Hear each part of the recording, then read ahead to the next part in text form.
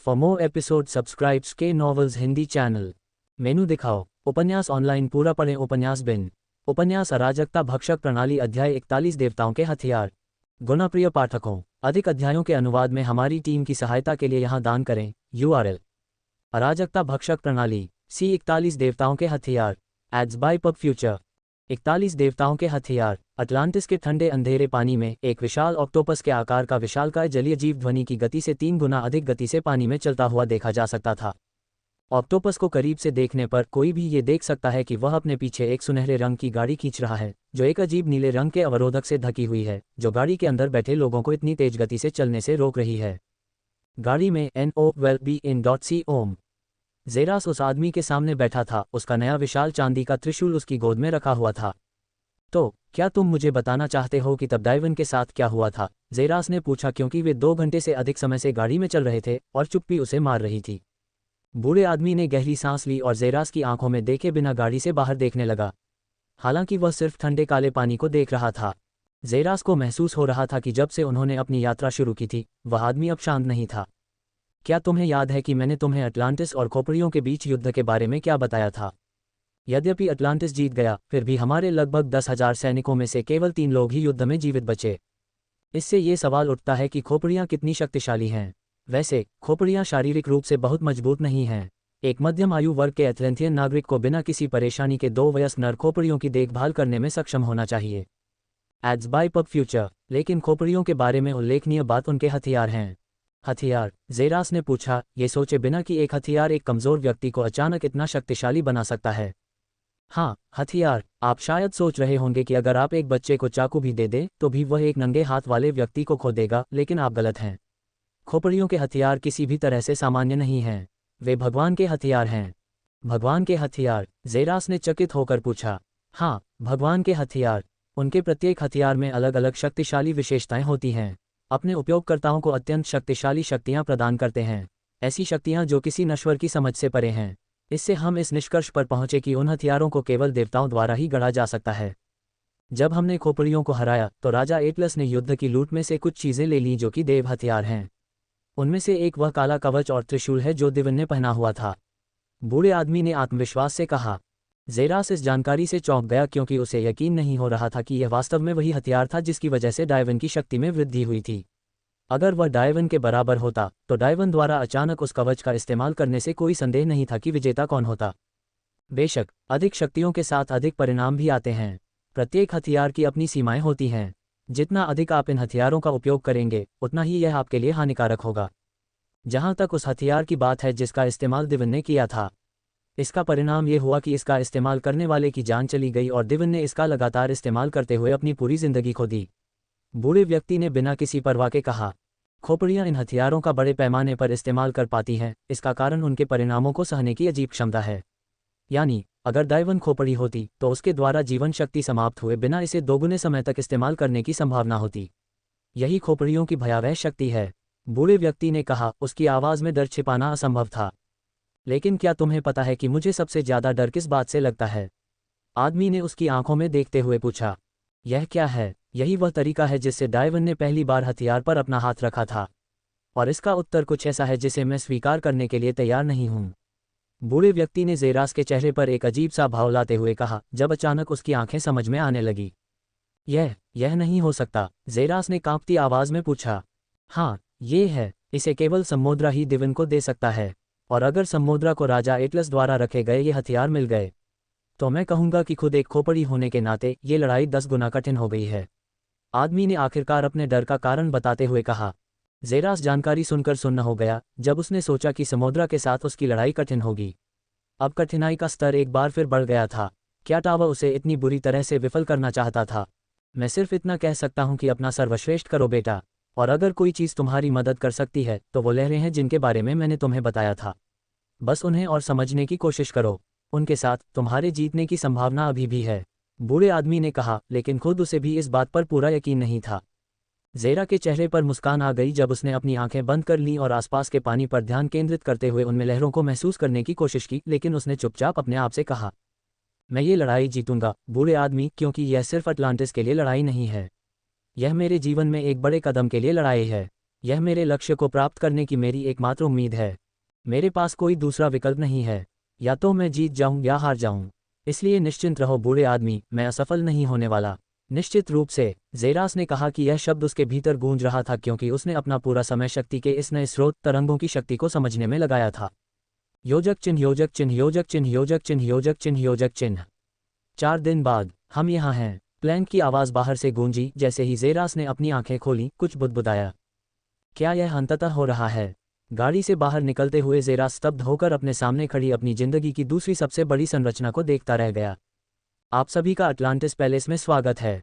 Ads by pub future. संपर्क toss site map दान करें मेनू दिखाओ। उपन्यास ऑनलाइन पूरा पढ़ें। उपन्यास बिन। उपन्यास अराजकता भक्षक प्रणाली अध्याय 42 अटलांटिस पैलेस। गुणप्रिय पाठकों, अधिक अध्यायों के अनुवाद में हमारी टीम की सहायता के लिए यहाँ दान करें। URL: अराजकता भक्षक प्रणाली C42 Atlantis palace. Ads by pub future. 42 Atlantis palace. Zeras वहीं खड़ा हैरान रह गया जब उसने देखा कि उसके सामने क्या हो रहा था। प्लैंक की तीखी चीख ने उसे उसकी स्वप्नावस्था से बाहर निकाला और उसने अपना मुंह बंद कर लिया। फिर भी वह सदमे में था। तीनों के ठीक सामने एक विशाल इमारत खड़ी थी जो 1000 मीटर से भी ज्यादा ऊंची थी और उसके पीछे 4 विशाल सुनहरे खंभे उसे सहारा दे रहे थे। महल खुद कुछ चमचमाती सोने की टाइलों से बना हुआ लग रहा था जो कभी कभी अपनी सुनहरी चमक में आसपास के लोगों को रोशन कर देती थी। अटलांटिस पैलेस के सामने एथलेंथियन लोगों की भीड़ अंदर चली गई, लेकिन इतनी बड़ी संख्या में लोगों के होने के बावजूद अभी भी उनके लिए उन सुनहरी सीढ़ियों पर चढ़ने के लिए जगह बची हुई थी जो दूर तक फैली हुई थी। महल को देखते समय वहां एक अत्यंत सुंदर आभा थी जो मन में आने वाली किसी भी बात को नजरअंदाज कर केवल उसे देखने को मजबूर कर देती थी। साथ ही उनके अंदर सम्मान की भावना भी उत्पन्न होती थी। क्या ये वास्तविक है? ज़ेरास ने पूछा और वह ध्यानहीनता से उस संरचना की ओर देखने लगा। हाँ, ये है, बूढ़े आदमी ने उत्तर दिया। उसकी आवाज़ कांप रही थी जब वे सीढ़ियों की ओर बढ़े और ऊपर चढ़ने लगे। सीढ़ियाँ काफ़ी लंबी थीं और पूरा दृश्य भर रही थीं, लेकिन चढ़ना बिल्कुल भी असुविधाजनक नहीं था क्योंकि हर कदम के साथ सीढ़ियों से प्रकाश की सुनहरी लहरें निकल रही थीं और जितना ऊपर चढ़ा जाता उतनी ही अधिक सुनहरी रोशनी चमकती थी। अंततः तीनों सीढ़ियों के शीर्ष पर पहुंचे और उनके ठीक सामने एक विशाल कमरा था जिसका अंत ज़ेरास नहीं देख पाया। लेकिन जहां तक वह देख सकता था वहां एक सुनहरे रंग का सिंहासन खड़ा था जिसमें से एक शक्तिशाली राजसी आभा निकल रही थी जिसे ज़ेरास बहुत दूर से देख सकता था। सिंहासन की आभा को खराब करने वाली एकमात्र बात यह थी कि वह खाली खड़ा था और उस पर सबसे उत्कृष्ट व्यक्ति के बैठने की बेसब्री से प्रतीक्षा कर रहा था। एथलेंथियन ने इस पूरे स्थान को भर दिया, लेकिन बड़ी संख्या के बावजूद अभी भी जगह बची हुई थी जैसे कि कमरा कभी नहीं भर सकता। नोव एल बी JNN। Ads by pub future. अब आपको बस प्रतियोगिता शुरू होने का इंतजार करना है और आपको जल्द ही बुलाया जाएगा। शुभकामनाएं भाई, प्लैंक ने कहा और वह जल्दी से भीड़ में घुस गया। भगवान जाने कहाँ। छी, बहुत मोटा। ज़ेरास ने अपनी नज़र दूसरी ओर घुमा ली और बूढ़े आदमी को घूरने लगा। उसे उसमें कुछ अजीब बात नजर आई। बूढ़ा आदमी सीधे सामने की ओर स्वर्ण सिंहासन की ओर देखता रहा, बिना पलक झपकाए, मानो उसने अपना दिमाग खो दिया हो। उसकी आंखें धीरे धीरे लाल हो गईं, शायद अतीत की किसी दर्दनाक याद के कारण। क्या तुम्हें पता है कि वह सिंहासन लाखों सालों से वहां खड़ा था और आज भी खड़ा है? उसका इंतजार कर रहा है, भाग्य के स्वामी का इंतजार कर रहा है। बूढ़ा आदमी बिना सोचे समझे बोलता है। मैं, अटलांटिस के नागरिकों, अटलांटिस पैलेस में आपका स्वागत है। एक ऊंची आवाज पूरे स्थान में गूंज उठी और सभी की नजरें दूर नीले सफेद रंग के वस्त्र पहने एक आदमी की आकृति पर केंद्रित हो गईं, जिसने अपने हाथों में एक छोटी सी छड़ी ले रखी थी। हम आज यहाँ अपने पूर्व राजा अटलांटिस के राजा एटलस की इच्छा के कारण एकत्रित हुए हैं। वह हमारे महान साम्राज्य अटलांटिस के इतिहास में सबसे महान व्यक्ति थे, लेकिन हमारे शक्तिशाली राजा ने ये जिम्मेदारी अपने बेटे को सौंपने की आवश्यकता महसूस की और अटलांटिस के प्रति अपने प्रेम के कारण उन्होंने इसे अपने बेटे को नहीं सौंपा। इसके बजाय उन्होंने एक नियम बनाया जिसके अनुसार 5 शहरों के सबसे शक्तिशाली योद्धा एक साथ इकट्ठा होंगे और सबसे मजबूत तथा इसलिए सबसे शुद्ध वंश की तलाश करेंगे ताकि एक बार फिर से सिंहासन प्राप्त किया जा सके। ये राजा एटलस द्वारा प्रेम का एक महान प्रदर्शन है, क्योंकि मृत्यु के बाद भी उनके मन में केवल यही था कि हम एथलेंथियन शांतिपूर्वक और सुरक्षित रूप से जीवन जिएं। और आज इस वास्तविक राजा को चुनने का भव्य समारोह शुरू हो रहा है। उस व्यक्ति ने कहा कि जैसे ही उसने अपनी छोटी सी छड़ी उठाई, उसमें से नीली रोशनी चमक उठी और पूरे स्थान में अविश्वसनीय परिवर्तन हो गया। अटलांटिस युद्ध प्रतियोगिता शुरू हो गई है। जिस फर्श पर वे खड़े थे वह अचानक किसी रहस्यमयी शक्ति से ऊपर उठने लगा, जबकि केवल एक गोलाकार मध्य भाग ही बचा रह गया था। जब फर्श काफी ऊंचा हो गया तो फर्श के चारों ओर गोलाकार लोहे की सलाखें खड़ी हो गईं ताकि दुर्घटनावश गिरने से बचा जा सके, जबकि एक नीले रंग की सुरक्षात्मक बाधा ने छल्लों को ढक दिया जो एक सुरक्षात्मक अवरोध के रूप में कार्य कर रही थी। अब ऊपर से देखने पर एक विस्तृत स्थान पर बना गोलाकार युद्ध मंच दिखाई देता है, जिससे दर्शकों को उस पर चल रही किसी भी लड़ाई का सटीक दृश्य मिलता है। Ads by pub future. अब समय बर्बाद न करते हुए आइए उन 7 प्रतिभागियों से मिलें जो इस प्रतियोगिता में भाग लेंगे। चलिए, पहले अमेदियो स्पॉन्ज और पिएत्रो तिलापियन, 2 शक्तिशाली लड़ाके मिडास शहर बनाते हैं, अटलांटिस का सबसे मजबूत शहर। उस आदमी ने कहा जब भीड़ में से 2 आकृतियां धीरे धीरे तैरते हुए उस आदमी की ओर बढ़ीं। वे चांदी के कवच पहने हुए थे जो उनके शरीर के सभी अंगों को ढक रहा था, और उनके बगल में हेलमेट था। भले ही वे कवच से ढके हुए थे, लेकिन उनका विशाल आकार आसानी से पहचाना जा सकता था। अगला नाम प्लैनकटन सिटी का जूलियस प्लैनकटन है। भीड़ से धीरे धीरे एक दुबला पतला आदमी निकल कर आया। उसके हाथ में एक दुबला पतला नीले रंग का त्रिशूल था और वह मंच की ओर बढ़ रहा था। उसकी आंखें टेढ़ी थीं और चाल तेज थी। हालांकि वह दुबला पतला और दबंग नहीं था, उसके चेहरे पर अनुभव की आभा थी। अगला है मरमोन सिटी का रायन ऑक्टोपल। एक आदमी धीरे धीरे तैरकर बाहर आया, लेकिन उसके पैरों की जगह पूंछ थी। अगला नाम है लिमागा शहर का ट्रिस्टन सीहॉर्स। समुद्री घोड़े जैसे चेहरे वाला एक अधेड़ व्यक्ति भीड़ से निकलकर मंच की ओर बढ़ा। अंत में लिगेरिस शहर का जेरास सेलेस्ट्रिया, आदमी ने कहा, और जेरास ने फिर से आह भरी। जेरास धीरे धीरे भीड़ से बाहर निकल गया, जिससे भीड़ में अचरज की लहर दौड़ गई। वह एक युवा लड़का था, उसने कवच जैसा कुछ भी नहीं पहना था। जेरास अन्य लड़ाकों से पहले वहां पहुंचा क्योंकि उसने देखा कि वे उसे अजीब नजरों से देख रहे थे, लेकिन जल्द ही उसने तिरस्कार से अपनी नाक सिकोड़ ली, सिवाय उस टेढ़ी आंखों वाले बूढ़े व्यक्ति के जो उसे उत्सुक भाव से देख रहा था। लेकिन जेरास उन्हें दोष नहीं दे सकता था। जब एक 16 वर्षीय लड़का 50 वर्ष से अधिक उम्र के योद्धाओं के बीच इकट्ठा हुआ, यह अजीब होगा अगर वे उसे सम्मान की दृष्टि से देखें। उसने कवच भी नहीं पहना था, जिससे वे मजाक की तरह लग रहे थे। और अंत में, क्या हम सब मिलकर महामुहिम के लिए हाथ जोड़ सकते हैं? राजा एटलस के अपने बेटे समुद्राजीन के लिए। जैसे ही छत पर एक गोलाकार छेद दिखाई दिया जहां सभी लड़ाके इकट्ठे हुए, भीड़ ने पागलों की तरह जयकारे लगाए। सुनहरे रंग का कवच और लहराती काली टोपी पहने एक व्यक्ति धीरे धीरे ऊपर से उतरा, उसके पीछे उसके सुनहरे बाल तैर रहे थे। सभी तरह के सहयोग की बहुत सराहना की जाती है। अगर आपको यह मनोरंजक लगे तो समीक्षा लिखना न भूलें। अग्रिम धन्यवाद। supreme_IQ ads by pub future. संपर्क टॉस साइट मैप दान करें। मेनू दिखाओ। उपन्यास ऑनलाइन पूरा पढ़ें। उपन्यास बिन। उपन्यास अराजकता भक्षक प्रणाली अध्याय 43 खाली कार्ड उठाना। गुणप्रिय पाठकों, अधिक अध्यायों के अनुवाद में हमारी टीम की सहायता के लिए यहाँ दान करें। URL: अराजकता भक्षक प्रणाली C43 खाली कार्ड उठाना। पब फ्यूचर द्वारा विज्ञापन 43 खाली कार्ड उठाना। समुद्रा। जेरास ने अपने सामने खड़े सुनहरे बालों वाले युवक को देखते हुए अपने मन में ये शब्द बुदबुदाया। सुनहरे रंग से चमकते हुए सुनहरे बालों और आत्माओं को भेदने वाली सुनहरी आंखों के साथ सेनानियों और समुद्रा के बीच आमने सामने की लड़ाई हुई। ऐसा लग रहा था जैसे समुद्रा के शरीर पर आभा की एक शक्तिशाली लहर दौड़ गई हो, जिससे उसका दम घुट रहा हो। ऐसा लग रहा था जैसे कोई नया कैडेट खून से लथपथ कमांडर से मिल रहा हो। लेकिन समुद्रा को देखकर ऐसा लग रहा था कि जो लोग उसे पहले कभी नहीं जानते थे, वे आसानी से नोटिस कर सकते थे कि वह युवा था, लगभग 20 साल का, लेकिन उसकी लंबाई लगभग 1.9 मीटर थी, जो ऊंचाई में सबसे लंबे लड़ाकों से भी मेल खाती थी। हालांकि भीड़ ने उनके नाम पर जोर जोर से जयकारे लगाए, लेकिन उन्होंने उनकी तरफ देखा तक नहीं और अपनी नजरें लड़ाकों पर गड़ाए रखीं। उनका आंकलन करने के बाद उनके चेहरे पर एक मुस्कुराहट उभरी, तथा फिर उन्होंने अपना ध्यान दूसरी ओर लगाया तथा जयकार कर रहे एथलेंथियंस की ओर हाथ उठाया। लड़ाकों ने उसे नापसंदगी से देखा क्योंकि वह मुस्कुराहट हर तरह से एक मजाकिया मुस्कुराहट की तरह लग रही थी, लेकिन जेरा की मुस्कान और भी चौड़ी हो गई। वह महसूस कर सकता था कि समुद्रा उसे बिल्कुल भी खतरा नहीं समझता था, क्योंकि उसकी आंखें आधे सेकंड के लिए भी उसके पास नहीं रुकीं। अच्छा, बस मुझे कम मांगते रहो ताकि मैं युद्ध के मैदान में अचानक तुम्हें तुम्हारे जीवन का सबसे बड़ा झटका दे सकूं। जेरास ने मन ही मन सोचा। चूंकि हमारे पास सभी लड़ाके इकट्ठे हो गए हैं, तो क्या हमें तुरंत प्रतियोगिता शुरू करनी चाहिए? उद्घोषक ने कहा, जिससे एथलेंथियंस में खुशी की लहर दौड़ गई। ठीक है, तो चलिए इस प्रतियोगिता के क्वार्टर फाइनल की ओर बढ़ते हैं। सबसे पहले, ये प्रतियोगिता एकल नॉकआउट होगी। इसका मतलब है कि लड़ाके एक दूसरे के खिलाफ खड़े होंगे और विजेता अगले दौर में आगे बढ़ेगा जब तक कि हमारे पास अंतिम 2 लड़ाके न हों। अब प्रतिद्वंद्वियों के चयन की बारी है। आइए लकी कार्ड चूजिंग करें। उद्घोषक ने कहा। तभी एक और नीली पोशाक पहने व्यक्ति अपने साथ एक ट्रे लेकर आया, जिसमें 7 सुनहरे रंग के कार्ड थे। पब फ्यूचर द्वारा विज्ञापन। अब ये सुनहरे कार्ड ठीक 7 हैं, जो कि सेनानियों की संख्या भी है। प्रत्येक सेनानी एक कार्ड उठाएगा और उसे खोलेगा। उस पर लिखा नाम बताता है कि वे इस चरण के लिए किसके साथ लड़ेंगे। चूंकि एक पर एक मुकाबले के लिए 7 लड़ाके होते हैं, इसलिए एक कार्ड खाली होता है, जो कि भाग्यशाली कार्ड होता है, और यदि उसे चुना जाता है तो चयनकर्ता स्वतः ही दूसरे चरण में चला जाएगा। अब लकी कार्ड चुनना शुरू करें। नीले वस्त्र पहने व्यक्ति ने ट्रे ली और प्रत्येक लड़ाके के पास गया तथा प्रत्येक ने एक कार्ड उठाया। जेरा सबसे अंत में था, उसने बिना अधिक सोचे कार्ड उठा लिया। अब जब कार्ड चुन लिए गए हैं तो आइए इसे खोलें और पता लगाएं कि इस प्रतियोगिता में भाग्यशाली व्यक्ति कौन है और इस प्रतियोगिता में हमारा पहला फाइटर कौन होगा। जेरास ने सुनहरा कार्ड फाड़ दिया और वहीं उसे एक खाली कार्ड दिखा। जैसे ही उसने कार्ड उठाया उसके चेहरे पर एक मुस्कुराहट आ गई जिसने भीड़ और अन्य सेनानियों को चौंका दिया।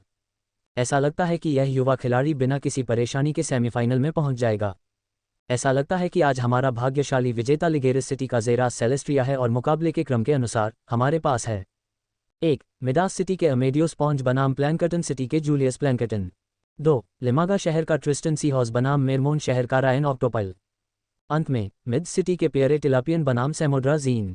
पब फ्यूचर द्वारा विज्ञापन। लड़ाकों के चयन के बाद युद्ध का नियम यह है, जब कोई लड़ाका आत्मसमर्पण कर देता है या उसे बाहर कर दिया जाता है तो युद्ध तुरंत रुक जाता है। ऐसा कहने के साथ ही पहला राउंड शुरू हो जाता है। NO12BJN.com। चांदी के कवच और त्रिशूल वाला एक हट्टा कट्टा आदमी युद्ध मंच से नीचे की ओर चला। उसके पीछे दुबला पतला टेढ़ी आंखों वाला बूढ़ा आदमी युद्ध मंच पर खड़ा था। जेरा की आंखें सिकुड़ गईं क्योंकि वह जानता था कि यह उन लड़ाकों की शक्ति को देखने और उनके रहस्यों को जानने का क्षण था जिससे वह अगले परीक्षण में उन्हें आसानी से हरा सके। जैसे ही अमेदेव ने उस दुबले पतले बूढ़े आदमी को मजाकिया मुस्कान के साथ देखा, दोनों लड़ाके तुरंत युद्ध की मुद्रा में आ गए। वह हर तरह से उससे छोटा था, कद और शरीर में। तैयार हो जाओ, गो क्लयांग। दो त्रिशूलों के बीच जोरदार टक्कर हुई जिससे पूरे युद्ध स्थल में एक गोलाकार लहर उत्पन्न हो गई। पहली आमने सामने की लड़ाई शुरू हुई और टक्कर से एक आकृति तुरंत पीछे की ओर फिसल गई और युद्ध मंच के किनारे पर जाकर रुक गई। वह बूढ़ा आदमी जूलियस था।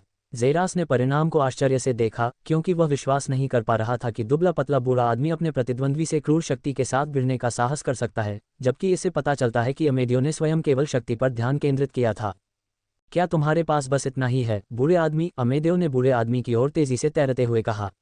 उसका त्रिशूल तुरंत बूढ़े आदमी की ओर तेजी से उछला और अगले ही पल अचानक उसके पीछे दिखाई देने लगा। पब फ्यूचर द्वारा विज्ञापन। बूढ़े आदमी के त्रिशूल को उसकी पीठ पर भेजते हुए अमेदियो ने दूर धकेल दिया और आखिरी क्षण में हमले को रोकने में कामयाब रहा। बूढ़ा आदमी तुरंत गायब हो गया और एक बार फिर पूरी भीड़ को चौंका दिया क्योंकि वह युद्ध मंच पर विभिन्न दिशाओं से अमेडियो पर हमला करता हुआ घूम रहा था। लेकिन अजीब बात यह थी कि यद्यपि अमेडियो बहुत ताकतवर था, फिर भी वह बूढ़े आदमी के हमलों का सामना करने में सक्षम था और उसने उसके सभी छिपे हुए हमलों को 1 इंच पहले ही रोक दिया। भीड़ दंग रह गई जब उन्होंने देखा कि त्रिशूल हमला करने से मात्र 1 इंच दूर था, लेकिन अंतिम क्षण में उसे रोक दिया गया। जेरास ने लड़ाई को देखा और अपना ध्यान हटाकर समुद्र की ओर देखा, लेकिन उसने देखा कि उसकी आंखें ठंडी थीं और दोनों सेनानियों के बीच हुए मुकाबले के प्रति उसके चेहरे पर घृणा साफ झलक रही थी। एक त्रिशूल का झुंड अमेदियो की ओर बढ़ा, लेकिन हमेशा की तरह उसे त्रिशूल से रोकने के बजाय उसने अचानक अपना बायां हाथ उस पर लपेट लिया और उसे अपनी जगह पर पकड़ लिया, जबकि बूढ़े व्यक्ति का हमला रुक गया। पकड़ लिया, इससे पहले कि बूढ़ा आदमी यह सोच पाता कि त्रिशूल को छोड़ दे या अपने विरोधियों के हाथ से उसे छीन ले। एक भयानक ताकत ने उसके सिर पर जोरदार प्रहार किया जिससे वह युद्ध के मंच पर उछलकर दूर जा गिरा और उसके किनारे पर जा गिरा। अमेदियो ने क्रूरता से मुस्कुराते हुए अपना त्रिशूल उस आदमी के चेहरे पर दे मारा जिससे वह उड़ गया। इसके बाद उसने अपने ऊपरी शरीर को झुकाया और फिर अपनी पूरी शक्ति से त्रिशूल को आगे फेंक दिया। त्रिशूल तेजी से आगे बढ़ा और बूढ़े व्यक्ति की आंखें भय से चौड़ी हो गईं। जब त्रिशूल उसकी छाती में घुस गया, उसकी आंखें पश्चाताप से भर गईं। जब अमेदियो एक भयावह मुस्कान के साथ उसकी ओर बढ़ा और फिर बलपूर्वक अपना त्रिशूल उस व्यक्ति के शरीर से निकाल दिया, जिससे हिंसक रक्त बहने लगा और युद्ध मंच पर रक्त के धब्बे लग गए। बूढ़ा व्यक्ति तुरंत जमीन पर गिर पड़ा और उसका शरीर भी बेजान हो गया। मिडास सिटी का विजेता अमेदेव स्पॉन्ज। उस मजबूत कद वाले व्यक्ति ने अपना त्रिशूल उठाया। उसके चेहरे पर गर्व के भाव थे और वह धीरे धीरे युद्ध मंच से ऊपर उठा। अगला ट्रिस्टन सीहॉर्स बनाम रायन ऑक्टोपाइल। बूढ़े आदमी ने चिल्लाकर दोनों सेनानियों को युद्ध मंच पर उतारा और दोनों ने क्रूरता से लड़ाई की, लेकिन अंत में जलपरी ने अपनी अविश्वसनीय गति के कारण जीत हासिल की और ट्रिस्टन को पराजित कर उसे पराजित कर दिया। अंतिम मुकाबले के लिए हमारे पास समुद्रा जीन बनाम पियरे टिलापियन हैं। जेरास के साथ साथ भीड़ भी सांस रोककर खड़ी थी क्योंकि पूरा मंच शांत हो गया था। ये वह लड़ाई थी जिसे वे सभी देखना चाहते थे और जेरास ने भी अपना ध्यान चरम पर केंद्रित किया क्योंकि वह आखिरकार अटलांटिस के तथाकथित सबसे शक्तिशाली योद्धा की ताकत को देख रहा था। गोल्डन टिकट और पावर स्टोन बहुत सराहनीय हैं। अगर आपको जो पढ़ा वो पसंद आया तो समीक्षा लिखें। धन्यवाद। supreme_IQ। पब फ्यूचर द्वारा विज्ञापन। संपर्क टॉस साइट मैप दान करें। मेनू दिखाओ। उपन्यास ऑनलाइन पूरा पढ़ें। उपन्यास बिन। उपन्यास अराजकता भक्षक प्रणाली अध्याय 44 समुद्रा की शक्ति का साक्ष्य।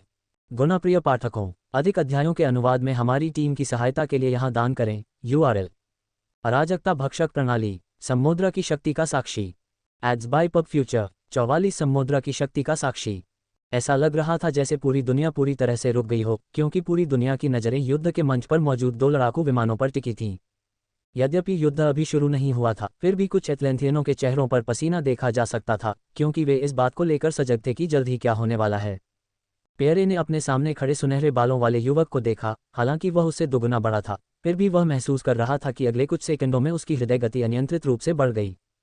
तैयार हो जाओ, गो। ये स्पष्ट होने के बावजूद कि दोनों पक्ष लड़ाई शुरू कर सकते हैं, उनमें से कोई भी अपनी जगह से 1 इंच भी आगे नहीं बढ़ा। पियरे ने समुद्रा की ओर देखा, जो उसे ही देखता रहा, जैसे कि पहले हमला करना उसके लिए सम्मान की बात हो, जिसका वह हकदार नहीं था। आप जानते हैं, मुझे सिंहासन या अटलांटिस का राजा बनने की कभी परवाह नहीं थी। नहीं, मुझे इसकी कोई परवाह नहीं है। मैं यहाँ सिर्फ इसलिए आया था क्योंकि पूरे अटलांटिस में मेरा एक भी प्रतिद्वंद्वी ऐसा नहीं था जो मेरे त्रिशूल के लायक हो। लेकिन फिर मैंने तुम्हारे बारे में अफवाहें सुनी कि तुम सबसे शक्तिशाली एथलेंथियन हो। इसलिए मैं तुम्हें चुनौती देने के लिए यहाँ आया हूँ। शायद तुम मुझे वह आनंद दे सको जिसकी मुझे तलाश है, असली युद्ध का आनंद, पियरे ने कहा, और वह एक मुद्रा में आ गया। त्रिशूल को पकड़ने के लिए उसने जो बल लगाया था, उसके कारण उसकी भुजाओं की नसें उभर आई थीं। तुम एक अच्छी लड़ाई चाहते हो। अगर तुम एक चाल भी टिक सको तो मैं तुम्हें एक लड़ाई दूंगा। समुद्रा ने कहा कि उसके शब्द पूरे अंतरिक्ष में गूंज रहे थे और दुनिया उसकी घोषणा पर अचंभित थी। वह एक चाल में शहर के सबसे शक्तिशाली सैनिक को हरा देगा। अपमान के कारण पियर्स का चेहरा अविश्वसनीय रूप से बदसूरत हो गया, क्योंकि वह तेजी से समुद्रा की ओर बढ़ रहा था और उसका घमंड भरा चेहरा नोचना चाहता था, लेकिन अगले ही पल उसका चेहरा बदल गया। Ads by pub future. ये कहने के बाद समुद्र ने धीरे से अपना त्रिशूल उठाया और पियरे की ओर इशारा किया।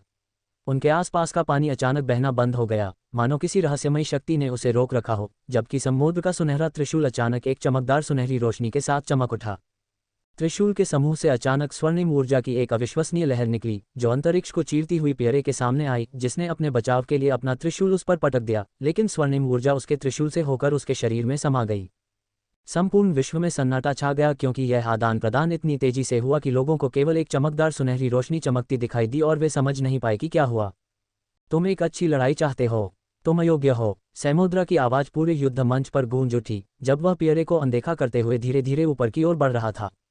पूरी भीड़ असमंजस में थी कि क्यों समुद्रा ने युद्ध छोड़ दिया, लेकिन ज़ेरा की आंखें पूरी तरह से चौड़ी हो गईं, क्योंकि उसने स्पष्ट रूप से देखा कि उस क्षण क्या हुआ था। पियरे के मुंह से अचानक खून बहने लगा और उसके घुटने धीरे धीरे जवाब देने लगे। उसका त्रिशूल 2 टुकड़ों में टूट गया और अब वह सिर्फ एक छोटी सी छड़ी रह गया है। एक जोरदार धमाके के साथ उसका शरीर जमीन पर गिर पड़ा और भीड़ को अंततः उस स्थान पर एक बड़ा सा छेद दिखाई दिया जहां उसका हृदय होना चाहिए था। एक पूरे शहर का एक शक्तिशाली योद्धा एक ही झटके में मारा गया है। सदमा। युद्ध मंच पर मौत जैसा सन्नाटा छा गया। उसके बाद भीड़ में से जोरदार जयकारे गूंजने लगे। हालांकि भीड़ जयकार कर रही थी, लेकिन शेष सेनानियों के लिए ऐसा नहीं कहा जा सकता था, क्योंकि उनकी उम्मीदें टूट चुकी थीं। Ads by pub future. जब शक्तिशाली योद्धाओं में से एक को एक ही वार में मार गिराया गया, तो समुद्र को हराने की उनकी उम्मीदें तुरंत खत्म हो गईं। ज़ेरास ने जो कुछ देखा उससे वह पूरी तरह से स्तब्ध रह गया, लेकिन जल्द ही उसकी आंखें सामान्य हो गईं और वह अपने आप से बुदबुदाया। वह त्रिशूल सामान्य नहीं है। ज़ेरास इसे महसूस कर सकता था। समुद्रा ने जो त्रिशूल पकड़ा हुआ था, वह स्वर्णिम ऊर्जा के लिए जिम्मेदार था, और यह समुद्रा की अपनी शक्ति नहीं थी। ये त्रिशूल की शक्ति थी। आमतौर पर त्रिशूल ऐसा करने में सक्षम नहीं होना चाहिए, लेकिन खोपड़ी के हथियार सामान्य नहीं हैं, क्योंकि उनके भीतर अलग अलग क्षमताएं हैं।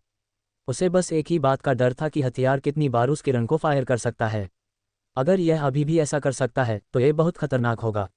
लेकिन उसे यकीन था कि यह आखिरी बार था, क्योंकि इस हथियार के इस्तेमाल से ऐसे परिणाम आते हैं जो नुकसानदेह भी होते हैं। यद्यपि वह त्रिशूल के परिणामों के बारे में निश्चित नहीं था, लेकिन यह निश्चित रूप से किसी न किसी तरह से समुद्रा को नकारात्मक रूप से प्रभावित करेगा। लड़ाई का पहला दौर समाप्त हो गया है और अब हमारे पास 4 लड़ाके हैं जो सेमीफाइनल में लड़ेंगे। क्या हम भाग्यशाली कार्ड चुनने की प्रक्रिया शुरू होने से पहले सेनानियों को 1 घंटे का आराम समय दें? उद्घोषक ने कहा, जब वे सेमीफाइनल शुरू होने से पहले कुछ समय दे रहे थे। ज़ेरास भीड़ में वापस चला गया और जल्द ही उसकी मुलाकात बूढ़े आदमी से हुई। तो तुम्हें क्या लगता है? आदमी ने ज़ेरास को घूरते हुए पूछा। वह त्रिशूल के साथ बहुत शक्तिशाली है।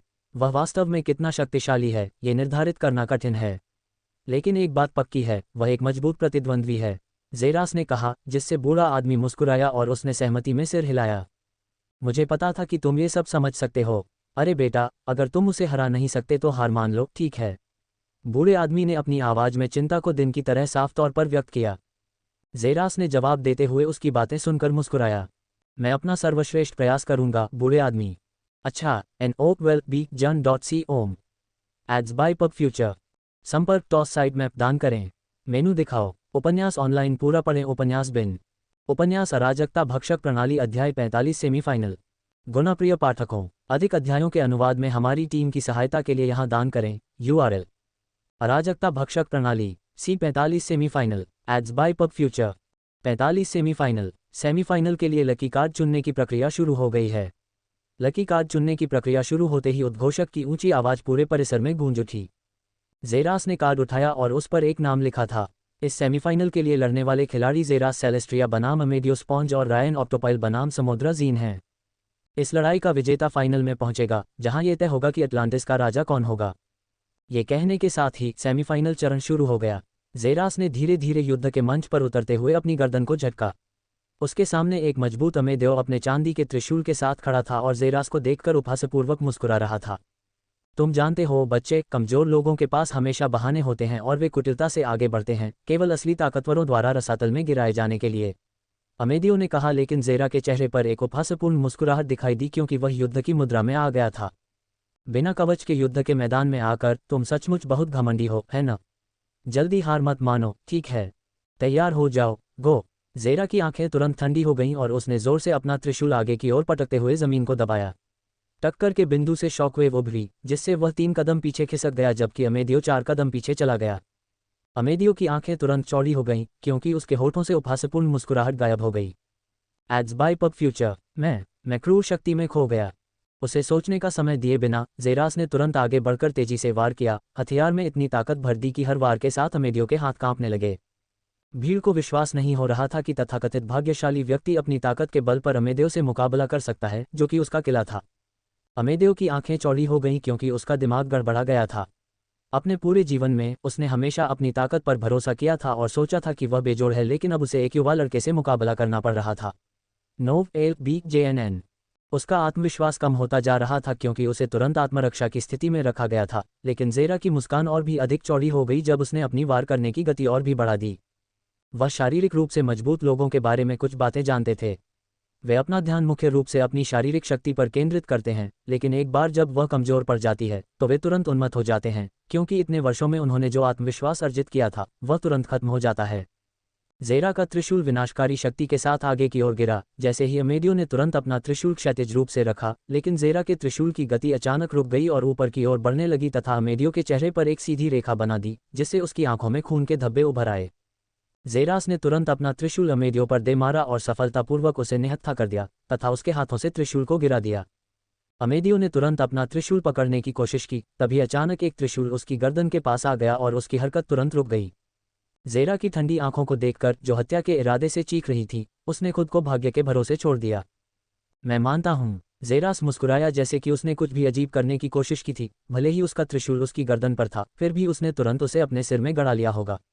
मुकाबला बहुत जल्दी ही समाप्त हो गया क्योंकि भीड़ प्रतियोगिता के अज्ञात विजेता को देखकर हैरान थी। दूसरा युद्ध, समुद्रा जीन बनाम रायन ऑक्टोपाइल। दोनों धीरे धीरे नीचे उतरे और जेरास ने युद्ध को आगे बढ़ते देखा। वह देख सकता था कि समुद्रा ने पहले इस्तेमाल किए गए स्वर्ण ऊर्जा हमले का उपयोग नहीं किया और वास्तव में अपने प्रतिद्वंद्वी के साथ शारीरिक रूप से भिड़ गया। यद्यपि जलमन बहुत तेज था और वह उसका किला था, फिर भी समुद्र ने आसानी से उसका सामना किया और फिर अपने प्रतिद्वंद्वी को बेहोश करके उसे अपनी क्रूर शक्ति से पराजित कर दिया।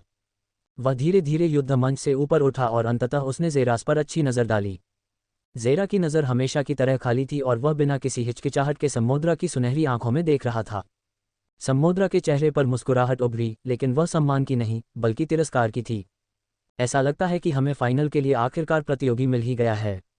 हम अगले चरण से पहले प्रतियोगियों को 2 घंटे का आराम देंगे, उद्घोषक ने कहा। जैसे ही जेरास भीड़ में आगे बढ़ा, लोगों की निगाहें उसके पीछे चली गईं। उनकी आंखों में हल्की सी उम्मीद थी।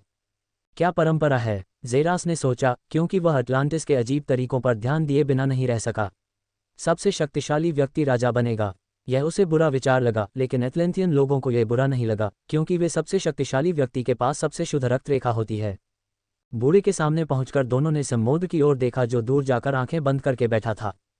बूढ़े व्यक्ति ने जेरास की ओर देखा, लेकिन उसे आश्चर्य हुआ जब उसने देखा कि वह पूरी तरह शांत था और उसमें घबराहट का कोई लक्षण नहीं दिख रहा था। क्या तुम्हें लगता है कि तुम्हारे पास मौका है? बूढ़े आदमी ने पूछा।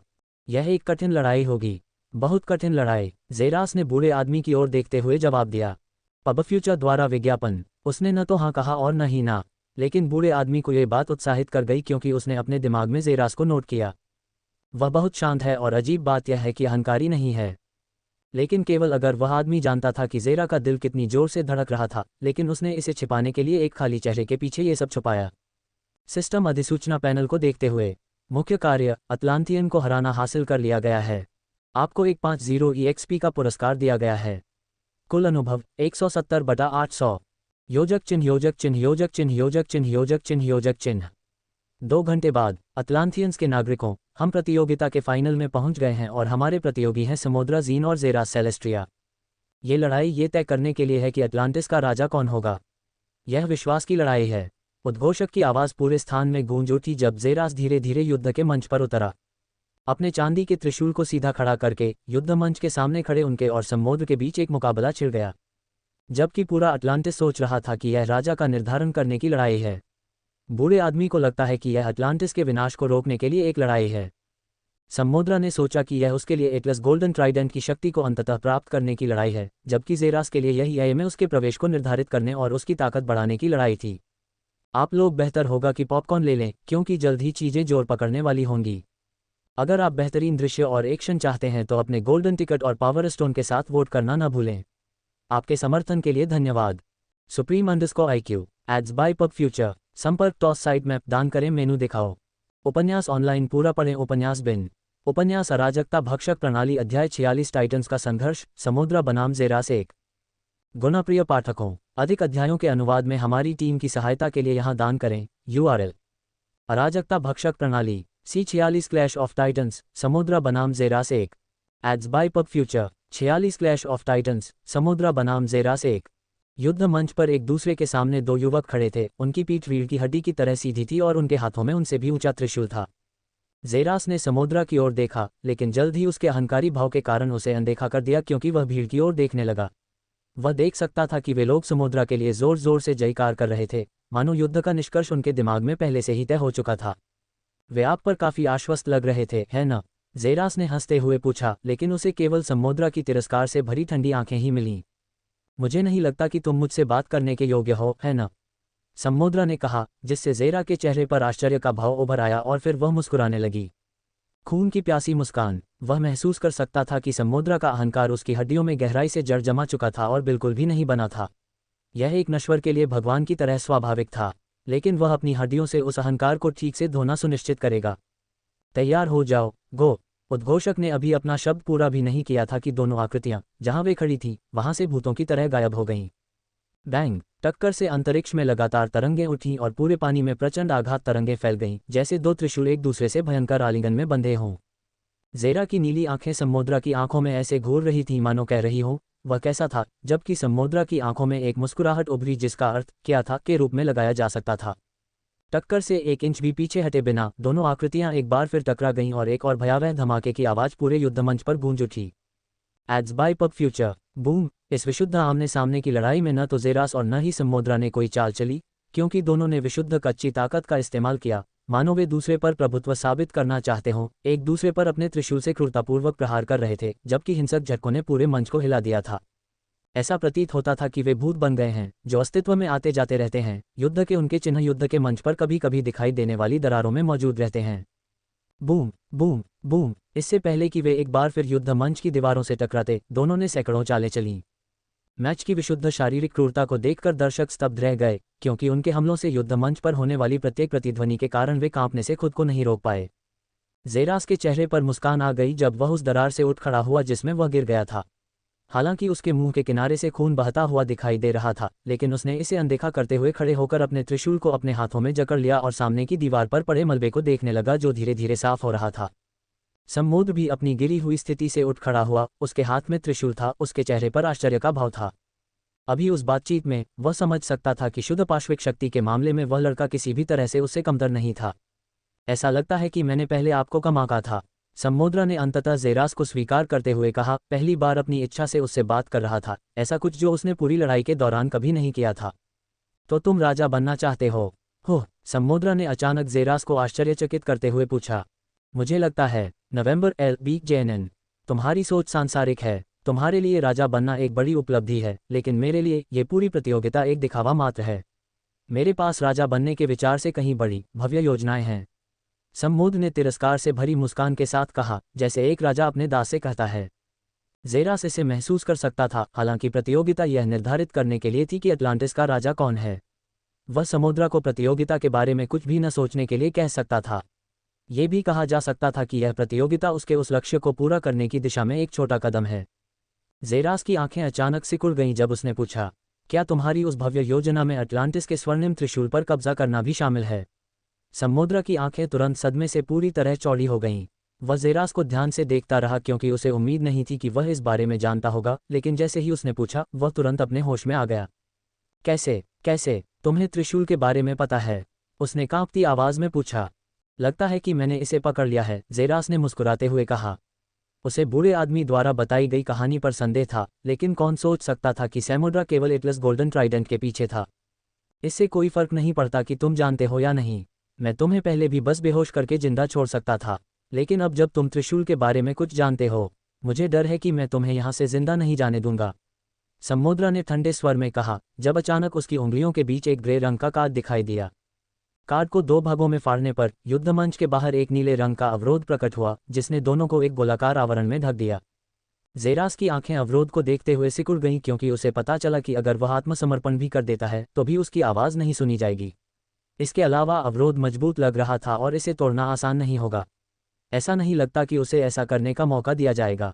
हम दोनों को घेरने के लिए एक अवरोध स्थापित करना, क्योंकि तुम्हारे मन में कभी यह विचार ही नहीं आया कि तुम हार जाओगे? ज़ेरास ने उलझन में पूछा।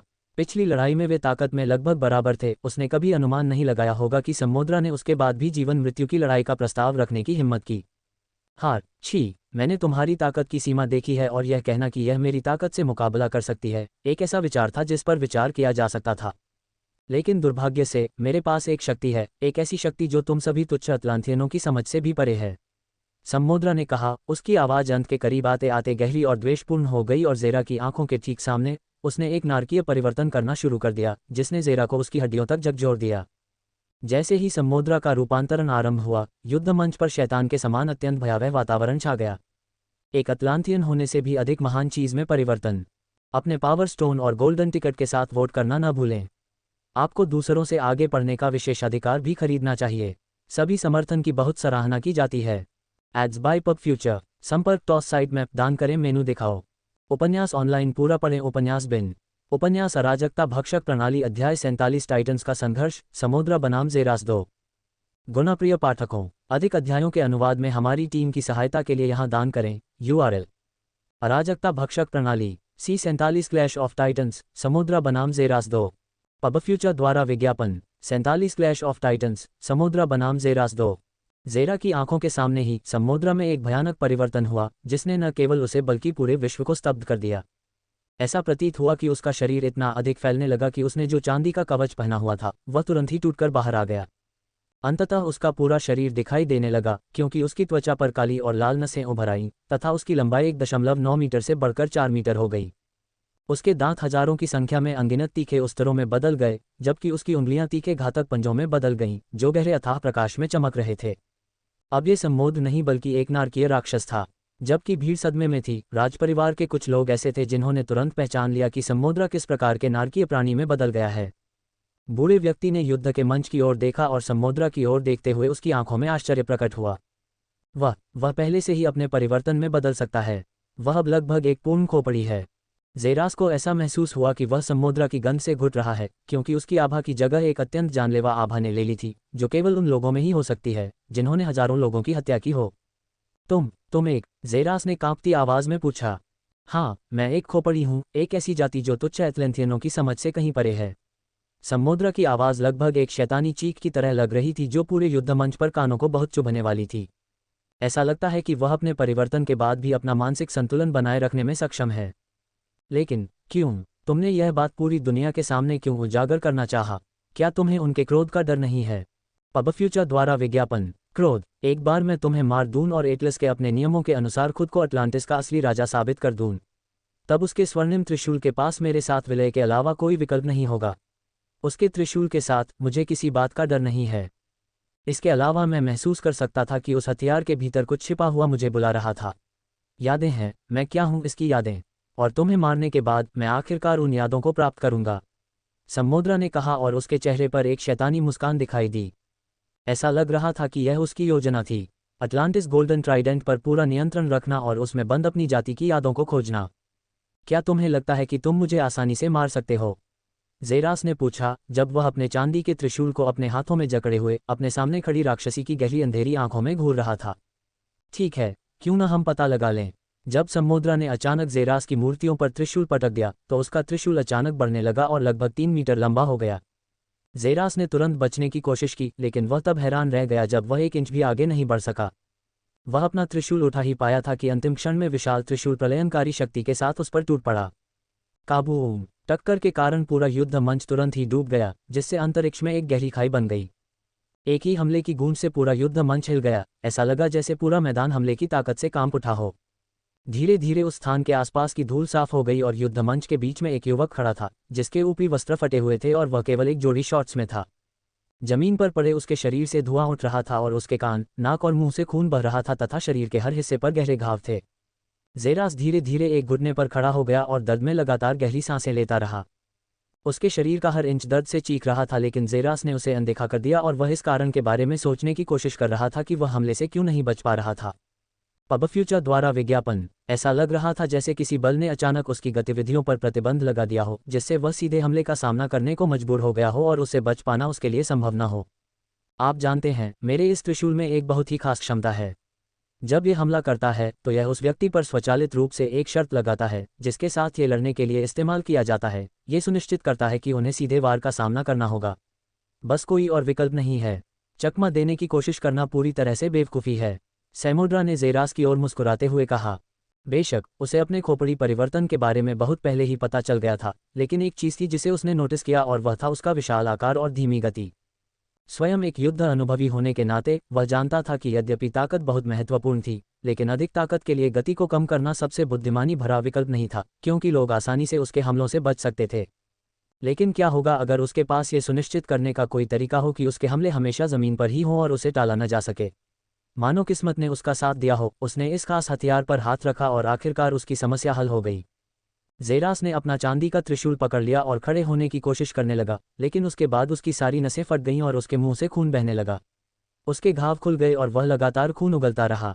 मुझे उम्मीद थी कि उस मुठभेड़ में तुम मर जाओगे, लेकिन लगता है तुम मेरी सोच से कहीं अधिक विद्वान हो। ईमानदारी से कहूँ तो मैं तुम्हें मारना नहीं चाहता। तुम ताकतवर हो और तुम में बहुत क्षमता है। तुम एक आदर्श गुलाम हो, लेकिन दुर्भाग्य से। तस तस तस समोद्रा ने अपनी जीभ चटकाई, जबकि उसकी विशाल हथेली ने ज़ेरास को उठाया और धीरे से दबाया। युद्ध के मंच पर हड्डियों के टूटने की आवाज़ गूंज रही थी, जिससे भीड़ का दिल भय से ठंडा हो रहा था, क्योंकि वे कल्पना नहीं कर सकते थे कि ज़ेरास को किस प्रकार के दर्द से गुजरना पड़ रहा होगा, जिससे उसकी हड्डियां टूट रही थीं। उसकी आंखें एक कुटिल लाल रोशनी से चमक रही थीं, जो अपने प्रतिद्वंद्वी को पीड़ा देने के स्वाद का आनंद ले रही थी। लेकिन उसने देखा कि यद्यपि वह ज़ेरास को अपनी हथेलियों में कुचल रहा था, फिर भी दर्द की एक भी आवाज़ सुनाई नहीं दे रही थी। उसने ज़ेरास को अजीब नज़रों से देखा और वह और भी सिकुड़ गया जब उसने अचानक ज़ेरा के होठों को हिलते हुए महसूस किया, जैसे कि वह कुछ कह रही हो। क्या कहा आपने? उसने उसे अपनी आंखों के करीब लाया, क्योंकि उसने आखिरकार सुना कि ज़ेरास उसके मुंह से बह रहे खून के बीच उससे क्या कह रहा था। NO12BJAN.com। ये दयनीय था। गोल्डन टिकट और पावरस्टोन बहुत सराहनीय हैं। चलो दोस्तों, रैंकिंग में भी ऊपर बढ़ते हैं। Supreme_IQ। पब फ्यूचर द्वारा विज्ञापन मेनू दिखाओ। उपन्यास ऑनलाइन पूरा पढ़ें। उपन्यास बिन। उपन्यास अराजकता भक्षक प्रणाली अध्याय 48। युद्ध में पहली बार एब्सोल्यूट मॉफ का उपयोग। गुणप्रिय पाठकों, अधिक अध्यायों के अनुवाद में हमारी टीम की सहायता के लिए यहाँ दान करें। URL: अराजकता भक्षक प्रणाली C48 पहली बार युद्ध में एब्सोल्यूट मॉफ का उपयोग कर रहा है। Ads by pub future. 48 पहली बार युद्ध में एब्सोल्यूट मॉफ का उपयोग। ये दयनीय था। ज़ेरास ने धीरे से समोद्रा के कानों में फुसफुसाया। क्या? ज़ेरास के एक मुक्का से पीछे की ओर उछलते हुए समोद्रा को अचानक अपनी नाक पर तेज दर्द महसूस हुआ। ज़ेरास धीरे से फर्श से उठ खड़ा हुआ और उसे महसूस हुआ कि उसकी सारी हड्डियां दर्द कर रही हैं। फिर उसने धीरे से कहा, पुनर्जनन सक्रिय करें। उसकी त्वचा पर लगे घाव अचानक रहस्यमय तरीके से बंद होने लगे तथा उसकी टूटी हुई हड्डियां भी अपने स्थान पर पुनःस्थापित होने लगीं। समोद्रा की चकित आंखों के सामने ज़ेरास की सारी चोटें ठीक हो गईं तथा उनकी चिकनी सफ़ेद त्वचा एक बार फिर उनके सामने आ गई। भीड़ की आंखें तुरंत ही उस अविश्वसनीय चीज़ को देखने लगीं, लेकिन मानो ये काफ़ी नहीं था। एब्सोल्यूट मॉफ को सक्रिय करो। ज़ेरास ने अपनी जीन क्षमता को सक्रिय करते हुए फुसफुसाते हुए कहा, जबकि वह सोच रहा था कि इस लड़ाई को जीतने के लिए वह किसका रूप धारण कर सकता है। जैसे ही वह अपनी यादों में डूबा, उसकी आंखें गहन एकाग्रता में बंद हो गईं। समुद्रा अचानक एक घृणित प्राणी में बदल गया और उसने अपने प्रतिद्वंद्वी को एक ही झटके में परास्त कर दिया, जिसे देखकर पूरी भीड़ स्तब्ध रह गई। लेकिन इस बार उनका दिमाग पूरी तरह से सुन्न हो गया और उनमें से कुछ कमजोर इरादों वाले लोग ज़ेरास को देखते ही बेहोश हो गए। ज़ेरा का शरीर अचानक फैलने लगा और उसकी त्वचा के नीचे गहरे लाल रंग की नसें उभरने लगीं। उसकी 1.8 मीटर की ऊंचाई तुरंत ही 4 मीटर तक बढ़ गई, क्योंकि उसके दांत अनगिनत स्तरों में बदल गए और उसकी उंगलियां लंबे स्टील जैसे पंजों में बदल गईं।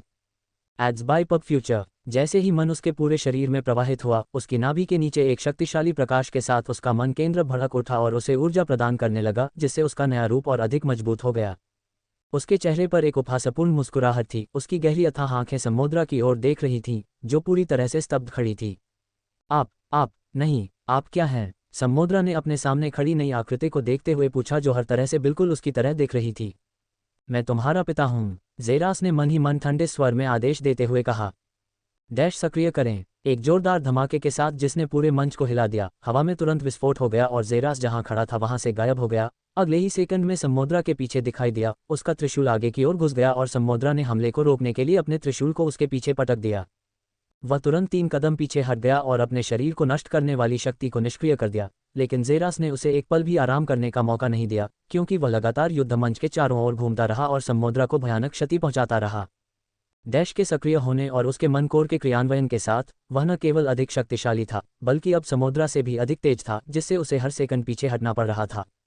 उनका त्रिशूल अप्रत्याशित कोनों से आक्रमण करते हुए तीव्र गति से घूमता था तथा प्रत्येक प्रहार में अपार शक्ति भी रखता था। भीड़ को ऐसा महसूस हो रहा था कि दोनों राक्षस एक क्रूर युद्ध में लगे हुए हैं, लेकिन उन्होंने आसानी से यह महसूस कर लिया कि यह लड़ाई अब युद्ध नहीं बल्कि एक तरफा वर्चस्व की लड़ाई थी। एक आखिरी शक्तिशाली प्रहार से ज़ेरास द्वारा फेंके गए त्रिशूल के कारण समुद्रा का त्रिशूल तुरंत 2 टुकड़े हो गया, जो उसके सीने में घुस गया और उसके पीछे से बाहर आ गया। उसने हथियार को बाहर खींच लिया। समुद्रा की छाती से खून बह रहा था, उसका दिल निस्संदेह पहले ही फट चुका था। समुद्रा ने उसकी ओर घृणा और अनिच्छा से देखा, लेकिन ज़ेरा की आंखें ठंडी थीं और उनके भीतर एक भी सहानुभूति नहीं थी। NOWELL-BE-IN.C तुम्हें पता है, मैं बहुत करीब था, समुद्रा ने ज़ेरास को घूरते हुए कहा। उसकी आंखों का रंग धीरे धीरे उड़ गया और वह युद्ध के मंच पर धड़ाम से गिरकर मर गया। युद्ध मंच पर खड़े होते ही ज़ेरा का शरीर अपने सामान्य आकार में आ गया। Ads by pub future. System notification तुरंत पॉप अप हो गया। ऊर्जा 2/65, मन कोर ऊर्जा 1/40। ऐसा लगता है कि परिवर्तन के बाद उनकी ऊर्जा लगभग समाप्त हो गई थी। सभी अटलांटियन सदमे में खड़े थे, अभी भी यह समझने में असमर्थ थे कि क्या हुआ था। विशेष रूप से बूढ़ा आदमी जो वहीं खड़ा था, उसकी निगाहें खोई हुई थीं, उसका दिमाग वास्तविकता को समझने में असमर्थ था। अटलांटियनों में तुरंत जोरदार जयकार गूंज उठी, क्योंकि उन्हें विश्वास नहीं हो रहा था कि प्रतियोगिता का भाग्यशाली खिलाड़ी अंततः अपराजय समुद्रा को हराने में कामयाब हो गया। जब ज़ेरास ने उन अरबों लोगों की ओर देखा जो उसके नाम पर जयकार कर रहे थे, तो जयकारे बहुत जोर से लगे। तभी अचानक सब कुछ रुक गया। भीड़ की जय जयकार, पूरे स्थान में गूंजती आवाज, सब कुछ अचानक रुक गया, जैसे समय ही रुक गया हो। इस समय विराम में ज़ेरास को पता चला कि वह अकेला था जो आगे बढ़ सकता था, क्योंकि उसने अचानक दूर से एक चमकदार सुनहरी रोशनी महसूस की। स्रोत की ओर देखा तो वह अटलांटिस का सुनहरा सिंहासन था। इससे पहले कि वह अपना अगला कदम सोच पाता, एक शक्ति ने उसे सिंहासन की ओर खींच लिया। ज़ेरास ने पाया कि बल ने उसे सिंहासन से बस एक कदम की दूरी पर खड़ा कर दिया था, जबकि वह वहां खड़ा होकर उसके उत्कृष्ट डिजाइन पर आश्चर्यचकित हो रहा था। उस पर अंकित रून से सुनहरी रोशनी चमक रही थी, जिसने ज़ेरास को अपनी सुनहरी चमक में नहला दिया। एक एक कदम बढ़ाते हुए ज़ेरास धीरे धीरे स्वर्ण सिंहासन पर बैठ गया और उसका सामना उन हजारों अटलांटियनों से हुआ जो अभी भी समय में अटके हुए थे। पब फ्यूचर द्वारा विज्ञापन। अटलांटिस के सिंहासन पर बैठना उनके संग्रह में जुड़ने वाली एक अच्छी याद थी। ऐसा नहीं है कि कोई भी उस पर विश्वास करेगा अगर वह उन्हें बताता कि वह अटलांटिस गया था और उनका राजा बन गया। वे बस उसकी नब्ज जांचेंगे और उसे मनोरोग अस्पताल भेज देंगे। लेकिन बाद में उसके चेहरे पर एक अजीब सा भाव आया। कुछ नहीं हुआ। ये तब तक था जब तक कि दुनिया अचानक गायब नहीं हो गई और ज़ेरास के ठीक सामने एक तैरता हुआ सुनहरा त्रिशूल नहीं था। बधाई हो कोलिंस, आपने उत्कृष्ट ग्रेड के साथ परीक्षण सफलतापूर्वक उत्तीर्ण कर लिया है। आपका इनाम जारी किया जा रहा है। बधाई हो युवा, तुम्हें अटलांटिस का खोया हुआ स्वर्णिम त्रिशूल पुरस्कार स्वरूप मिल गया है। आवाज ने कहा। ये वही आवाज थी जिसने उसे मोनोलिथ में प्रवेश करने पर उसके मिशन के बारे में बताया था। ज़ेरा के हाथ सुनहरे त्रिशूल की ओर बढ़ गए, जो लगातार लहरा रहा था और हर दिशा में सुनहरी रोशनी की लहरें भेज रहा था। उन्होंने मुस्कुराते हुए त्रिशूल को अपने हाथों में पकड़ लिया। यही कारण था कि 2 प्राचीन जातियों के बीच युद्ध हुआ और वे बर्बाद हो गईं। ये हजारों लोगों का सपना था, लेकिन अंत में उसे ही हासिल हुआ। ज़ेरास ने खुद से कहा। एक सिस्टम नोटिफिकेशन उसके सामने प्रकट हुआ। अंत में हमने अंततः मोनोलिथ परीक्षण पूरा कर लिया। योजक चिन्ह योजक चिन्ह योजक चिन्ह योजक चिन्ह योजक चिन्ह योजक चिन्ह। मुझे यकीन नहीं हो रहा कि हम इतनी दूर आ गए हैं। इसके बाद एक नया आंक आएगा। मुझे उम्मीद है कि आप लोग अपने वोटों को लेकर बहुत कंजूस नहीं होंगे। चलो दोस्तों, वोट देते रहो। चलो रैंकिंग में ऊपर बढ़ते हैं। सुप्रीम अंडरस्कोर IQ, मुझे अभी भी पता है। Ads by pub future. संपर्क टॉस साइट मैप दान करें, मेनू दिखाओ। उपन्यास ऑनलाइन पूरा पढ़ें। उपन्यास बिन। उपन्यास अराजकता भक्षक प्रणाली अध्याय 49 दिव्य श्रेणी के हथियार के साथ आत्मा का विलय। गुणाप्रिय पाठकों, अधिक अध्यायों के अनुवाद में हमारी टीम की सहायता के लिए यहाँ दान करें। URL अराजकता भक्षक प्रणाली C49 दिव्य ग्रेड हथियार के साथ आत्मा सम्मिलन। पब फ्यूचर द्वारा विज्ञापन 49 दिव्य श्रेणी के हथियार से आत्मा का विलय। ज़ेरास ने स्वर्ण त्रिशूल को अपने हाथों में पकड़ लिया, तभी सिस्टम अधिसूचना पैनल प्रकट हुआ। एक दिव्य श्रेणी के हथियार की पहचान की गई। क्या होस्ट हथियार के साथ फ्यूज करना चाहता है? हाँ नहीं। ज़ेरास ने तुरंत अपने चेहरे पर उत्साहपूर्ण भाव के साथ हाँ कह दिया। बधाई हो, होस्ट ने दिव्य ग्रेड हथियार के साथ फ्यूज करना चुना है। आत्मा सम्मिलन प्रक्रिया अब शुरू होगी। ज़ेरा के हाथों में स्वर्ण त्रिशूल तुरंत एक शक्तिशाली सुनहरी रोशनी के साथ चमक उठा, जिसने पूरे स्थान को प्रकाशित कर दिया और अंधकार को दूर कर दिया। हथियार के अंदर से स्वर्ण ऊर्जा की एक लहर निकली, जिससे ज़ेरा के शरीर में प्रवेश हुआ और उसकी नसें सुनहरे रंग में बदल गईं। सुनहरी रोशनियां दर्दनाक और भेदने वाली थीं, जिससे ज़ेरास दर्द के कारण उन्हें छोड़ना चाहता था, लेकिन उसने जो भी किया, त्रिशूल उसके हाथों से कभी नहीं छूटा, क्योंकि इसे उसके शरीर में सुनहरी ऊर्जा का और भी अधिक हिंसक स्पंदन हुआ। ररररररर। ज़ेरास दर्द महसूस करते हुए कराह उठा, क्योंकि उसके शरीर में एक उल्लेखनीय परिवर्तन होने लगा था। सुनहरे रंग की ऊर्जा उसके शरीर में प्रवेश कर गई और उसकी त्वचा पर सभी नसें, जिनमें से प्रत्येक का रंग सुनहरा था, फड़कने लगीं। पब फ्यूचर द्वारा विज्ञापन। उस ऊर्जा से ज़ेरा के शरीर पर अचानक सुनहरे रंग के तराजू प्रकट हुए, जिनमें से प्रत्येक पूरी तरह से व्यवस्थित था और उन पर अलग अलग रंग अंकित थे। स्वर्णिम ऊर्जा ने उसके पूरे शरीर के ऊपरी भाग से लेकर बाजुओं तक को ढक लिया था और उन्हें सुनहरे रंग के चमकदार शिल्कों से ढक दिया था, जबकि उसका आधा चेहरा शिल्कों से ढका हुआ था। उसके बाल, जो पहले उसकी आनुवंशिक क्षमता के कारण नीले रंग में बदल गए थे, अचानक गहरे सुनहरे रंग में बदल गए और उनका हर एक रेशा उस सुनहरे प्रकाश में चमकने लगा। जैसे जैसे वह अपने हाथों में हथियार लेकर धीरे धीरे जमीन से ऊपर उठता गया, वे लंबे होते गए और उसकी पीठ तक पहुंचते गए। ऐसा लग रहा था कि प्रकाश की सुनहरी लहर ने ज़ेरा के शरीर को एक एटलांटियन में बदल दिया है। सिवाय इसके कि किसी भी एटलांटियन के पास सुनहरे तराजू नहीं थे। त्रिशूल से निकलने वाली स्वर्णिम ऊर्जा शांत हो गई और अंततः उसे जो दर्द महसूस हो रहा था वह गायब हो गया, जैसे कि वह कभी था ही नहीं। ज़ेरास ने अपना मुंह खोला और सफ़ेद हवा बाहर निकाली। जैसे ही उसकी आंखें खुलीं, सुनहरी रोशनी की एक किरण शून्य में घुस गई। ज़ेरा की आंखें गहरे सुनहरे रंग की थीं, बेहद खूबसूरत लेकिन देखने में उतनी ही तीखी। शाम के 6:01। इस रूप में राजसी आभा विद्यमान थी, जिसे धारण करने पर उसे अपनी नसों में शक्ति का संचार महसूस हुआ, क्योंकि उसके लाल रक्त के कुछ भाग ने सुनहरा रंग प्राप्त कर लिया था और उन सुनहरे रेशों ने उसे मादक शक्ति प्रदान की, जो उसकी सामान्य शक्ति से तिगुनी थी। ज़ेरास ने अपने हाथों में त्रिशूल को देखा और उनके बीच किसी प्रकार के अस्पष्ट बंधन को महसूस किया, जैसे कि वह इसे लगभग 100 वर्षों से प्रयोग कर रहा हो। आखिरकार मैंने सफलतापूर्वक ट्राइडेंट प्राप्त कर लिया, ज़ेरास ने मुस्कुराते हुए कहा। जबकि वह परीक्षण पूरा करने के लिए पूरी तरह से प्रतिबद्ध था, वह पुरस्कारों की भी उम्मीद कर रहा था और यह एक शानदार पुरस्कार था। ज़ेरास को अचानक अपने परिवर्तन का एहसास हुआ, क्योंकि उसके शरीर पर मौजूद सुनहरे रंग के तराजू गायब हो गए, जबकि उसके बाल छोटे होकर काले रंग के हो गए। त्रिशूल उसके हाथों में आते ही अचानक स्वर्णिम ऊर्जा में बदल गया और अब उसके दाहिने हाथ की पीठ पर एक चक्र में घिरा हुआ स्वर्णिम त्रिशूल का एक छोटा सा प्रतीक था। पब फ्यूचर द्वारा विज्ञापन। सिस्टम, क्या हो रहा है? ज़ेरास ने अपने हाथों पर बने प्रतीक को देखते हुए पूछा। बधाई हो, होस्ट ने दिव्य ग्रेड हथियार अटलांटिस किंग ट्राइडेंट के साथ सफलतापूर्वक विलय कर लिया है। जबकि होस्ट इस त्रिशूल के साथ जुड़ सकता है, होस्ट कमजोर ताकत की मेजबानी के लिए अपनी पूरी शक्ति का उपयोग करने में असमर्थ होगा। त्रिशूल के प्रयोग की शर्तें मेजबान की ऊर्जा और सबसे महत्वपूर्ण रूप से उसकी महान शारीरिक शक्ति पर निर्भर करती हैं, जिसका मेजबान में अभाव प्रतीत होता है। सिस्टम की गणना के अनुसार होस्ट अभी त्रिशूल की वास्तविक शक्ति का केवल 1% ही उपयोग कर सकता है और स्वर्ण त्रिशूल द्वारा लाया गया परिवर्तन अधिकतम 10 सेकंड तक ही उपयोग किया जा सकता है। यजमान को सलाह दी जाती है कि वह त्रिशूल के साथ अपने विलय को बढ़ाने के लिए यथाशीघ्र अपनी शक्ति बढ़ाए। छी, और यहाँ मैंने सोचा कि मैं इससे एक ग्रह को समतल कर सकता हूँ। लगता है मैं बहुत लालची हो गया, ज़ेरास ने हंसते हुए कहा, लेकिन फिर भी वह खुश था। ताकत में तिगुनी वृद्धि होना, भले ही ये केवल 10 सेकंड के लिए हो, कभी कभी जीवन मृत्यु की लड़ाई में निर्णायक कारक हो सकता है। इसके अलावा हथियार के साथ उसका सामंजस्य जितना मजबूत होगा, वह उतना ही मजबूत होगा और यह वर्तमान में उसके लिए एकदम सही हथियार बन जाएगा। अब आपको आयामी टॉवर से दूर ले जाया जाएगा। अंतरिक्ष में एक आवाज गूंजी जब जेरास अचानक वहां से गायब हो गया जहां वह खड़ा था।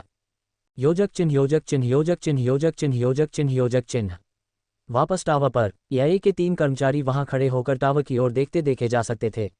उनके पीछे वे प्रतिभागी थे जिन्हें निष्कासित कर दिया गया था, कुछ को निष्कासित कर दिया गया था और वे पहले ही चले गए थे, जबकि 400 से ज्यादा प्रतिभागी खड़े थे, जिसका मतलब था कि वे भी सफलतापूर्वक परीक्षण में सफल हुए।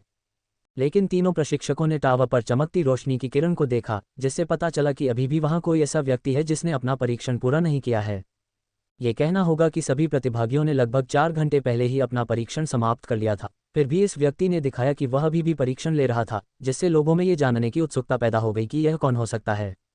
जैसे ही टावर 3 प्रशिक्षकों के सामने उतरा, उसमें से नीली रोशनी की किरण चमक उठी और फिर तेजी से गायब हो गई।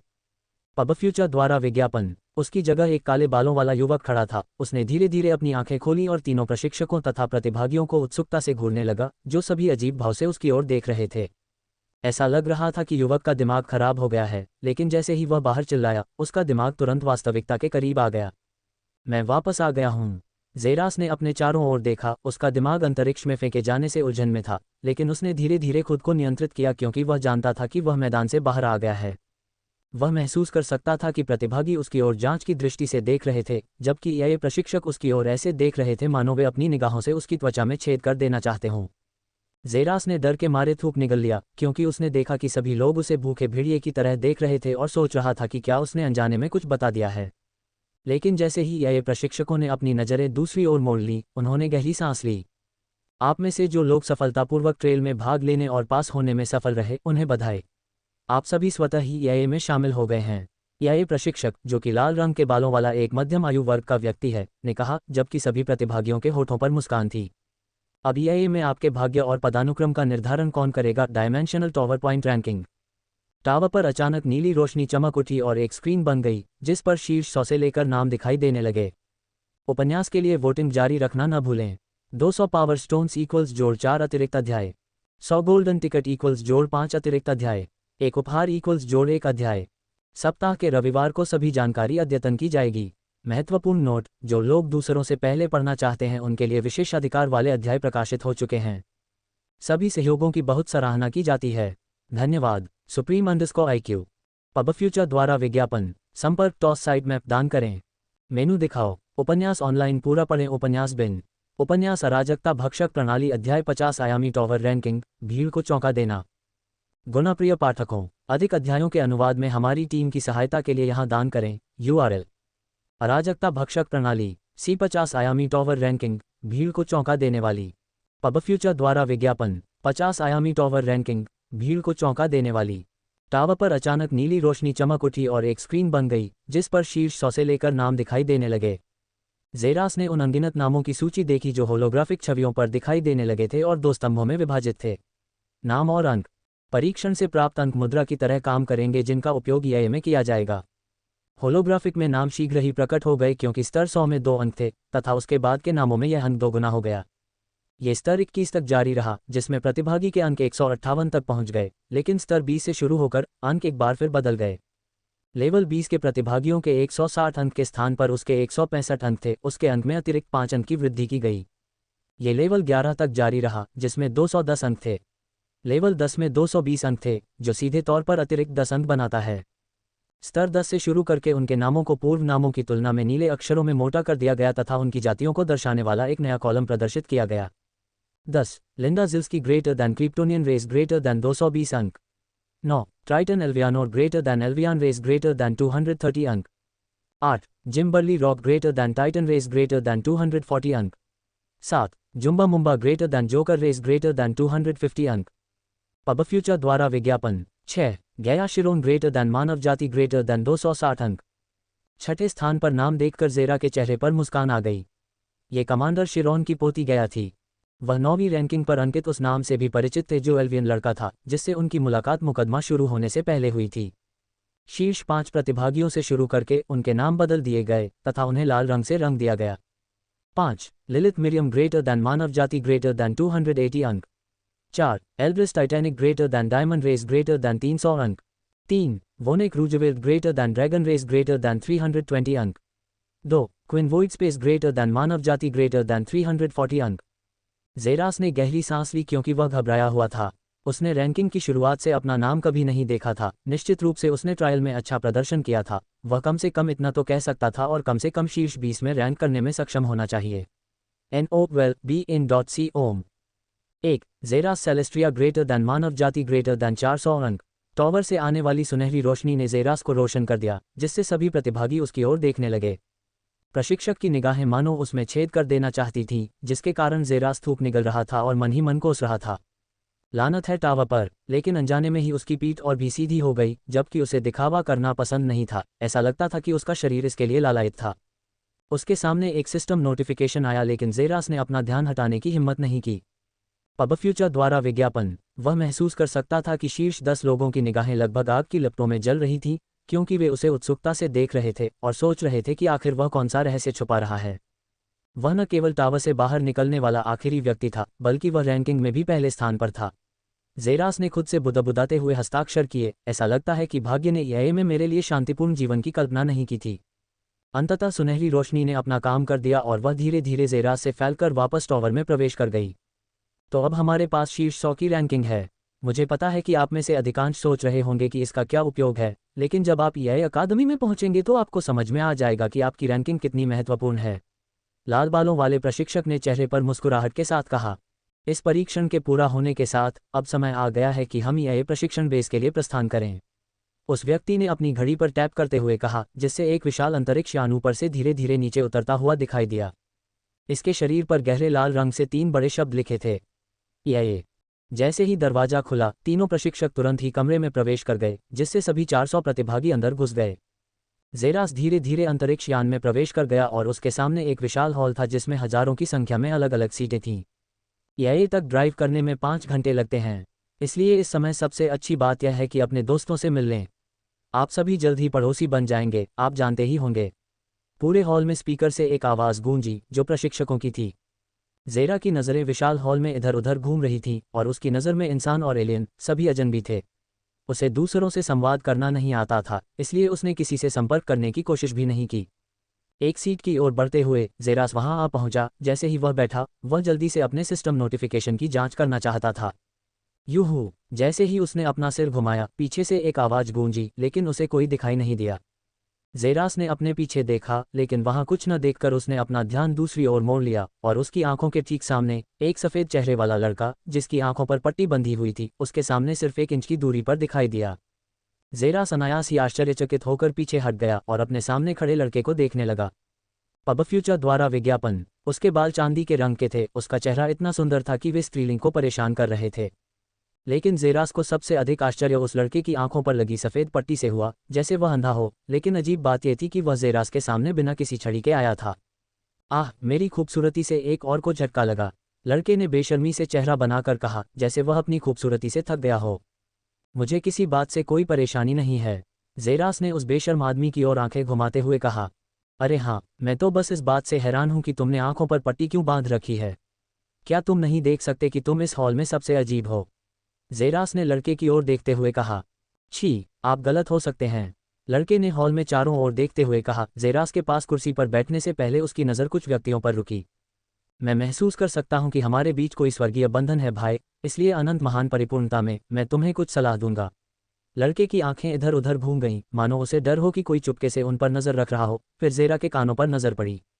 इस जगह पर कुछ ड्रैगन सो रहे हैं, उसने जेरास की ओर देखते हुए कहा, जो उसे अजीब नज़रों से देख रहा था। ऐसा लगता है कि तुम्हारा नश्वर मन मेरे शब्दों को समझ नहीं सकता। चिंता मत करो, तुम जल्द ही समझ जाओगे। वैसे भी सलाह के लिए धन्यवाद। अब आप कौन हैं? मेरे नाम को किसी परिचय की आवश्यकता नहीं है, क्योंकि मैं तीनों लोकों में अपनी बेदाग आभा के लिए जाना जाता हूँ। भले ही मैं प्रसिद्धि जैसी सांसारिक इच्छाओं की इच्छा नहीं रखता, लेकिन भाग्य मुझे हर बार ध्यान के केंद्र में लाने से नहीं रोक सकता। लड़के ने ऐसे चेहरे से कहा कि कोई भी उस पर दया करना चाहेगा, भले ही वह जो कह रहा था उसके लिए न हो। जेरास की ओर देखते हुए, जिसके चेहरे पर बिल्कुल खाली भाव था, उसने सुस्त आवाज में संकेत करते हुए कहा, मैं क्विन हूँ, क्विन वोइड स्पेस। ओह, अब हम अकादमी आर्क में गोता लगाएंगे। ये कहानी का एक बहुत ही महत्वपूर्ण आर्क है, क्योंकि जेरास यहाँ और भी बड़ा होगा और यह अनगिनत रोमांच और अधिक संबंधों से भरा होगा। जेरास को जारी रखने के लिए अपने पावर स्टोन और गोल्डन टिकट के साथ वोट करना न भूलें। सभी प्रकार के सहयोग की बहुत सराहना की जाती है। सुप्रीम_IQ। पबफ्यूचर द्वारा विज्ञापन। संपर्क टॉस साइड मैप दान करें। संपर्क टॉस साइड मैप दान करें। अल्पविराम।